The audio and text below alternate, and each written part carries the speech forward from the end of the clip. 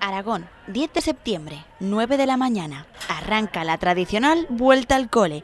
Más de 100.000 escolares de infantil y primaria se han despedido oficialmente de las vacaciones de verano para dar la bienvenida a un nuevo curso.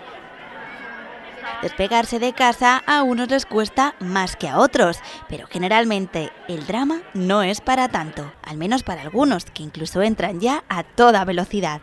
Porque es muy chulo ir al cole. Razón no les falta, todo es emoción y nervio por empezar un día tan especial. Y así, en fila india y acompañados de sus mochilas y batas, están listos para empezar esta nueva etapa.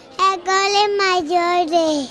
Porque ya han llegado al cole de mayores y bien felices que van haciendo nuevos amigos. ¿Pero estáis contentos o no? Sí. Para otros, sin embargo, ensamblarse de nuevo a la rutina se ha hecho un poco más cuesta arriba. Bueno, nos va a costar un poco coger la rutina después del verano, que es muy largo, pero bueno, todo es coger la marcha y al final la rutina se agradece también. Aún así, compensa, porque ese primer día merece quedar por siempre inmortalizado.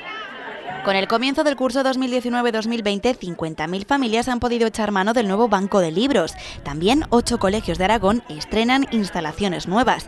El presidente ha recorrido las aulas de una de ellas para además desear un buen inicio de cole a todos los pequeños. Y es que ellos aún no lo saben, pero hoy será un gran día que marcará el resto de su vida.